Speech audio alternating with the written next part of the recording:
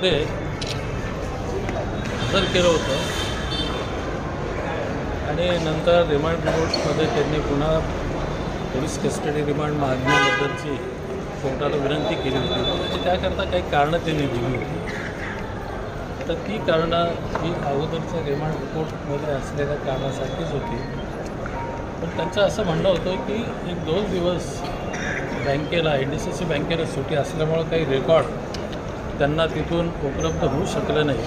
तर ते रेकॉर्ड उपलब्ध होण्याकरता आम्हाला त्यांची कस्टडी पाहिजे. ह्या मुद्द्यावर बराचसा तिथं एक आर्ग्युमेंट झालं. आमच्यातर्फे आर्ग्युमेंट झालं, सरकारी वकिलांतर्फे आर्ग्युमेंट झालं आणि शेवटी कोर्टाने असं नमूद केलं की तपास चालू आहे आणि त्याकरता पोलीस म्हणतात त्याप्रमाणे पुढच्या तपासाकरता 23 तारखेपर्यंत पोलीस कस्टडी ही गरजेची आहे. त्यामुळं त्यांना 23 तारखेपर्यंत पोलीस कस्टडी कोर्टाने दिलेली आहे. आता 23 तारखेला त्यांना पुन्हा कोर्टामध्ये हजर केलं. हिंदी नहीं, हिंदी में आप हिंदी लेने दो यार भाई, हिंदी लेने दो। माइक थोड़ा नीचे करो ना। हाँ नीचे से पकड़ो, आवाज आ गई है तुम पकड़ लो बस। हाँ सर, माइक थोड़ा नीचे करो थोड़ा। हाँ बस हिंदी सर थोड़ा सा प्लीज। आज कोर्ट में हाजिर करने के बाद पुलिस ने एक पुलिस रिमांड दाखिल किया है. पुलिस रिमांड में उन्होंने ऐसा कहा कि कुछ जो डॉक्यूमेंट्स उनको NDCC बैंक के रिकॉर्ड से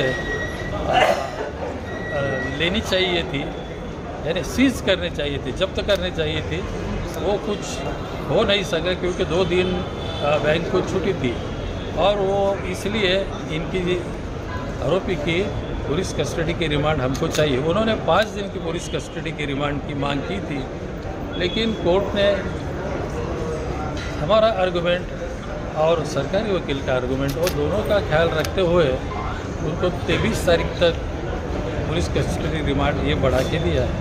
तो अभी 23 तारीख को फिर उनको हम यहाँ कोर्ट में हाजिर करेंगे.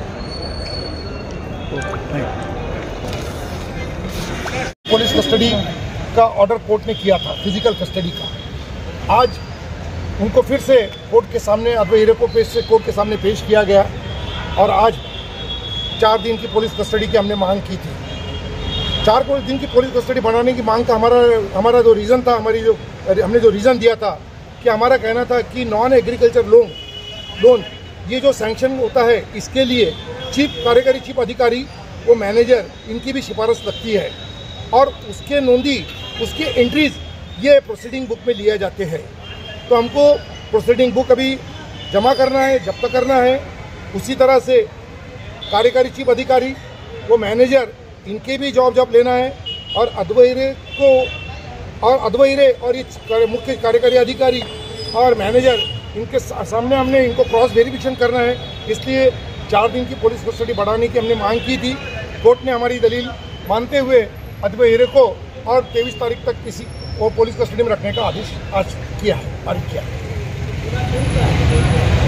आज मालेगांव में शिवसेना उपनेते श्री अद्वैत हीरे इनको जो तथाकथित केस में 5 दिन की पुलिस कस्टडी मिली थी, अभी उनकी कोर्ट ने कस्टडी 2 दिन की है. कोर्ट पे हमारा पूरा भरोसा है. कोर्ट पे टिप्पणी करने के लिए हम इतने बड़े भी नहीं हैं और संविधान और कोर्ट के न्याय व्यवस्था पे हमको पूरा भरोसा है. लेकिन ये केस के दौरान मैं ये कहना चाहता हूँ कि जो फिलहाल महाराष्ट्र और केंद्र की जो कुटिल राजनीति खुद को चाणक्य समझने वाली सरकार है, वो बिल्कुल विकृत सरकार है. राजकीय क्षेत्र में ऐसे डावपेच, इतने घिनौने डावपेच ये आज तक मैंने ज़िंदगी में कभी देखे नहीं. लेकिन ठीक है, MPID कायदा यहाँ पे लगाया है जो कोऑपरेटिव क्षेत्र के लिए लगता नहीं है. इसका ये मतलब है कि पूर्वग्रह दूषित पूरे राजकीय षड्यंत्र का ये भाग है. अच्छा ठीक है, जनता जनार्दन है, हमारा प्रजातंत्र और गणतंत्र पे हमारा विश्वास है. जो अद्वैत हीरे पे जो ये कुटिल डाव करके जो राजकीय षड्यंत्र करके ये केस लगा MPID के तहत, जो लगाई है उसका मुंह तोड़ जवाब मालेगांव की आवाम और शिवसेना उद्धव बाळासाहेब ठाकरे के शिवसैनिक मुंह तोड़ जवाब देने से जो स्वस्थ बैठेंगे नहीं। दूसरी एक बात ऐसी है, जो केस लगाई गई है उसमें पूरे एनडीसी बैंक का हिसाब देखा जाए तो अंदाजे 2000 कोटी का है, 2000 करोड़ का है। उसमें से अद्वैय आबा की जो संस्था है उसका कर्जा सिर्फ 7 कोटी का है, सिर्फ 7 कोटी का, 2000 कोटी पूरे। इसमें अनेकों राजकीय नेता का संस्था है, अनेक नेता उनमें शामिल है और अद्वैय आबा के ऊपर सिर्फ 7 कोटी का कर्जा है। उसमें से भी एसेट बेच के हमने 2.5 करोड़ रुपया उसका रिफंड किया हुआ है। दूसरी बात 25 लाख रुपए हमने भरे भी है और उर्वरित जो जगह कर्जा है उसके लिए जगह बेचने के लिए हम परमिशन मांग रहे हैं, लेकिन एक बाजू से गवर्नमेंट हमको परमिशन दे नहीं रही है और कुटिल डावों से राजकीय हेतु से प्रेरित होकर हम पे केस भी लगा रही है। और जो MPID कायदा है जो कोऑपरेटिव सेक्टर को लगता नहीं है वो झूठा कायदा भी ये केस में डाल के रखा है, इसलिए हमने ये पूरा राजकीय षड्यंत्र का इसमें बुआ दी है। वैसे देखा जाए अगर MPID कायदा इसमें लगा दिया जाए तो महाराष्ट्र के नासिक जिला के जो NDC बैंक के अंतर्गत जो खेती किसान आते हैं वो हर एक आदमी जेल में जाना चाहिए।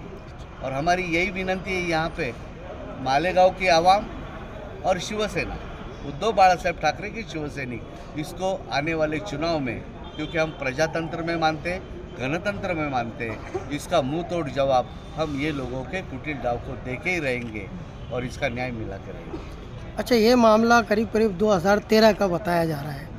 क्या बात है कि अब अचानक कुछ महीनों से जब अद्वैय आबा हीरे जो है वो शिवसेना ज्वाइन करते हैं, उद्धव बाळासाहेब ठाकरे की शिवसेना, उसके बाद से इन मामलात में तेज़ी आती है, तरह तरह के केसेस उन पर डाले जाते हैं। जो खुद को तथाकथित महाशक्ति समझने वाले लोग हैं उनके चेहरे के ऊपर का नकाब जिस तरह से उद्धव बाळासाहेब ठाकरे, आदरणीय संजय राउत साहब, आदरणीय अरविंद सावंत साहब, आदरणीय विनायक राउत साहब, अनिल परब जी, अनिल देसाई जी, ये इनके चेहरे के नकाब जो फाड़ रहे हैं, इनका सच जो जनता के सामने ला रहे हैं, उसी हिसाब से अद्वैय आबा हीरे ने इस मालेगांव में इस सरकार का जो नकली नकाब है उसको फाड़ना शुरू कर दिया और सच का सच अब दुनिया के सामने लाने का कोशिश किया, सच का सच और पानी का पानी करना शुरू किया और इस वजह से इनके पैरों तले ज़मीन खिसक गई है। और इसलिए कहीं अद्वैय आबा हीरे को दबाने की याद पे